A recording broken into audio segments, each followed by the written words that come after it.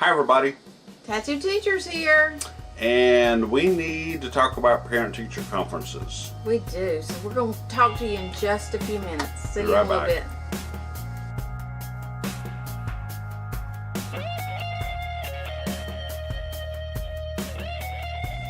Back to school, and depending upon when you see this, there's always an opportunity for you to visit or a need for you to visit with your child's teacher or teachers to discuss some questions or maybe concerns that you have as the school year goes on. And when you do have concerns, our advice is to contact the teacher. Yep.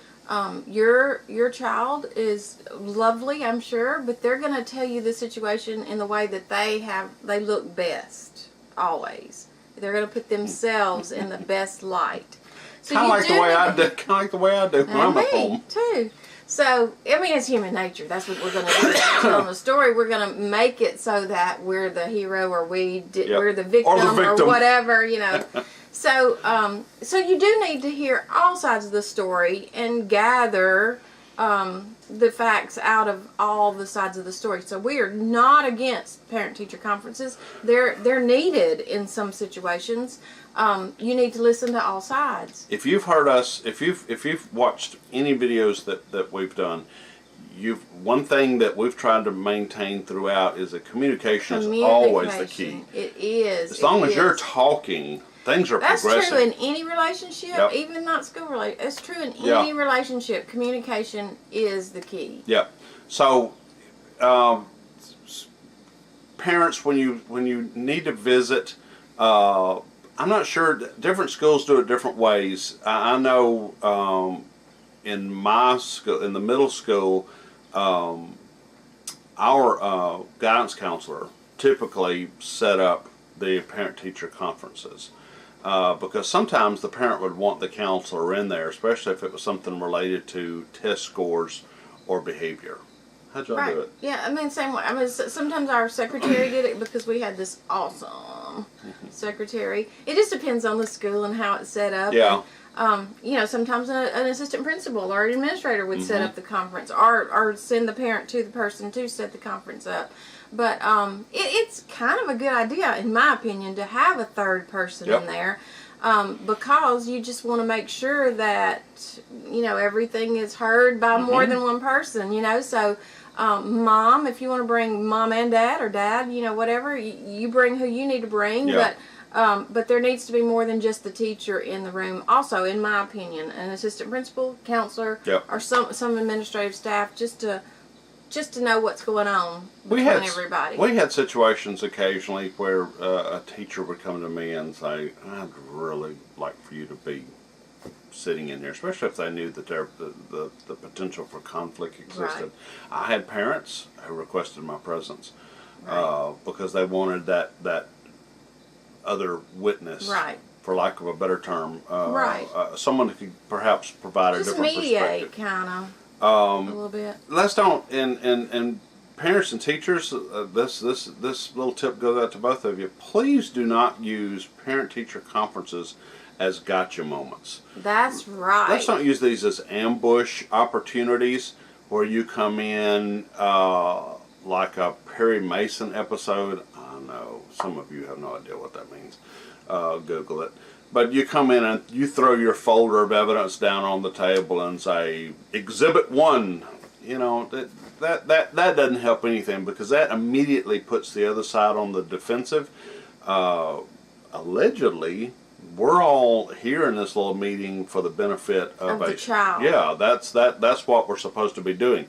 But I also think you should not call the child in until you've settled something. Oh my gosh. Then get the child in and say, okay, here's what we've decided. From this point forward, this is going to happen. Yeah. You know, have a plan before you bring the child in. Do not bring the child in and interrogate him in front of a ton of adults that are sitting there that are, I don't know. That's just my opinion. Well, the same attitude about not making this an ambush opportunity applies to the child as well. More often than not, the adults in this situation, the adult stakeholders can come up with a solution, and then bring the child in if you feel like it's necessary. Sometimes it's not necessary. That's yeah. true. But if you do feel like it's necessary, so that the child know you're all on the same page, then that's something that you need to do in the end and say, here's what we're going to do from this point forward. Right. I'm going to give away a little teacher secret, and I don't want to get any hate mail about this.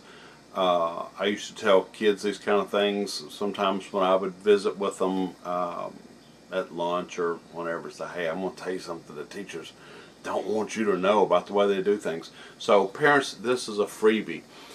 Here's some things that teachers may not like you to know about parent-teacher conferences.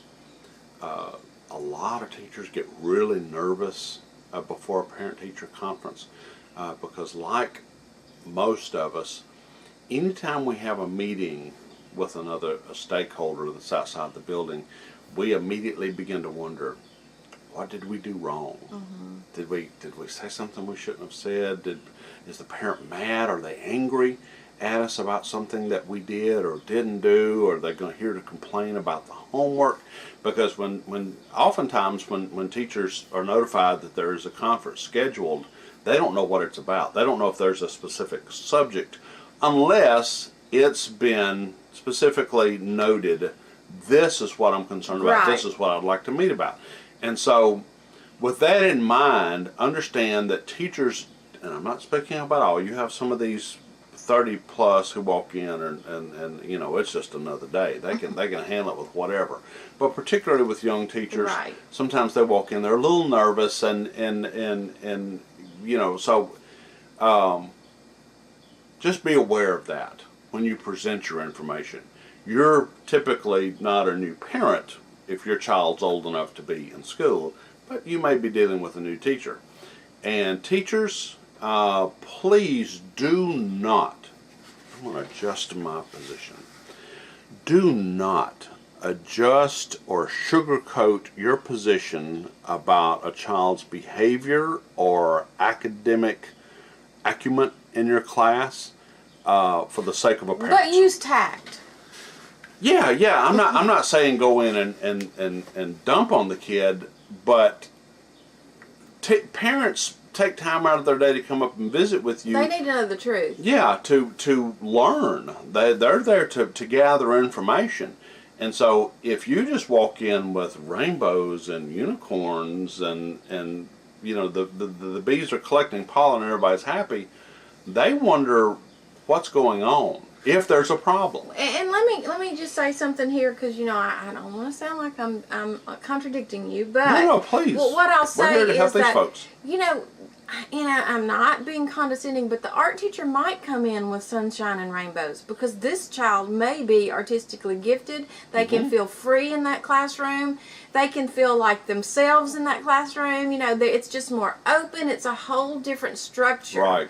So you do need to keep that in mind too. If a teacher comes in with rainbows and sunshines, it might be truthful, but you got to think about that kind of class. And don't use that parent says, well, in this class they're doing just fine. You know, I don't understand why they're having a problem in your class, because this class they're doing just fine. That's a great point. So just think about the type of class, and you'll kind of come to to see what the problem is. Right. Maybe just based on the type of class that it is. Right. And that's an excellent point.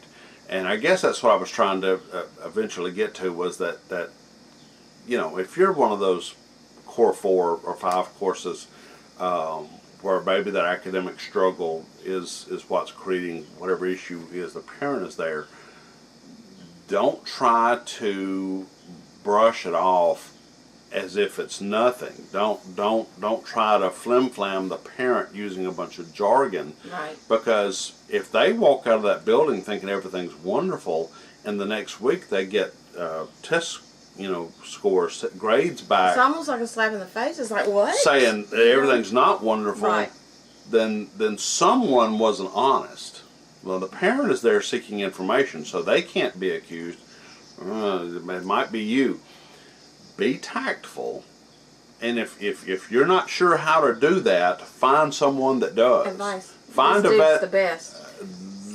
Well, crap. I'm not going to disagree with you. This dude is pretty good. But see, he can deliver some bad information in a great way. I'm so sorry that most of you did not get to see our presentation years ago. We took it national at one point about, how to deliver bad news in a parentally correct world. It was really good, and perhaps we can break that down on here at some point. But there is a way to discuss issues with a child, to discuss issues with parents about a child that are not demeaning, that are not what's the word? Gosh, my vocabulary is going all of a sudden. Well, in a way that the parent doesn't feel like their child is a complete loss. Right. And well, no child is a complete loss. Of course not. In my opinion. Of course, no. In everybody's opinion, I hope. Mm-hmm. But there are ways of delivering information so that a parent can take it and say, yeah, that's something we can work on. And that's something we can work on and we can succeed with if we have the right help. Because for every bit of information, for every critique you give, teacher, administrator, counselor, you need to be prepared to offer solutions. Okay? You can't just come in and say, your kid's just not paying attention, your kid's just daydreaming, your kid's just staring out the window, your kid can't shut up, because after a while that's what it sounds like in the parent's head. For every problem you walk in with, you need to have a suggestion for a solution. Good point. You're the one that has to lead the class, and teachers, whatever you do, please don't look over to that principal as if to say, what are you going to do to fix this? You're in charge. This is your class. The principal's job is to make sure that you're teaching and that there's an environment that's been created that best suits all learners so they're capable of learning. So you need to have, if you have concerns, fine, express them. Be diplomatic, but also be ready for some suggestions. Ask the parent if the child has an established homework space, homework time. Is there someone at home that is going back and checking to make sure that the assignments, A, are accounted for, and B, that the assignments are done? What am I leaving out? No. Got to be something. With that said, though, the administrator shouldn't just throw up their hands and say, "This is your problem, and I'm not going to help you." No. And if I gave that impression, I'm sorry. No, you didn't give that impression, but I know some administrators would take that and run with it. So I'm just saying, you're part of the team, administrator. You're part of the team. You also, are. You're the head of the team, actually. Yep. So you need to provide help to your teachers if they need help. Yep, absolutely. That's what you're there for. Hopefully, that this administrator has plenty of classroom experience and can throw in, well, I had this experience one time, and this is how we dealt with it. Yeah, right. That's that administrator. Or put them in touch with somebody. If you can't give the help administrator, right, put them in touch with somebody, a supervisor or somebody that may have had this experience before. Teacher, right, a mentor teacher or something that can guide them and help them. Absolutely. But that's the one thing.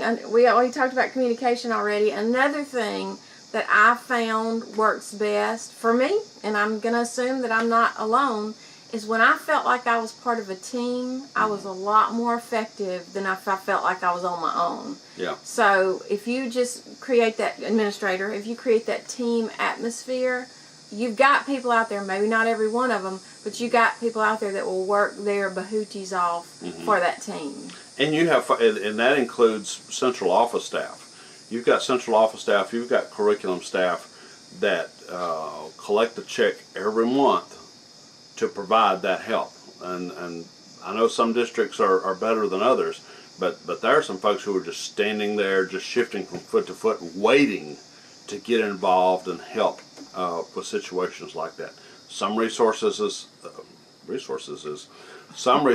are stretched.